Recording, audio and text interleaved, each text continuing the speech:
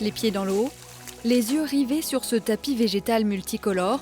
Botanistes, agronomes, apiculteurs, un jury pluridisciplinaire scrute, inspecte et inventorie les plantes de cette prairie humide. On a toutes les plantes de ce genre de milieu, la bistorte, la grande sanguisorbe, le crépice. On a ensuite un très bon équilibre d'un point de vue écologique entre les graminées et les plantes à fleurs. C'est-à-dire que la graminée ne va pas dominer et les plantes à fleurs peuvent s'exprimer. Cette parcelle d'un peu plus de 2 hectares est un sanctuaire préservé.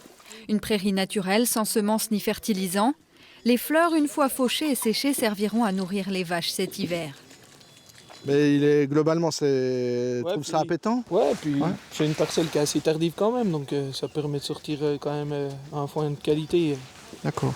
Alors ça permet d'avoir un fourrage riche en valeurs nutritives, mais surtout en nutriments divers et variés, en minéraux, calcium, phosphore, et puis avec des propriétés aussi phytopharmaceutiques pour certaines plantes. On peut la manger.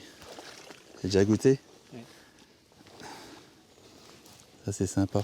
Les jurés ont répertorié une 50aine d'espèces, une richesse floristique que l'on retrouvera forcément dans le lait à comté. Si on imaginait un pays de plaine avec une flore complètement différente, notamment peut-être plus graminée, le comté est complètement différent. Le goût n'est pas identique et ce n'est pas seulement dû à la fabrication, à l'affinage, c'est aussi dû à la qualité du fourrage. En tout, 6 parcelles sont en lice pour le concours des prairies fleuries. Lors des 3 dernières éditions, des francs-comtois ont été primés. Ce prix montre qu'il existe un terrain d'entente entre bonne gestion des exploitations et préservation de la biodiversité.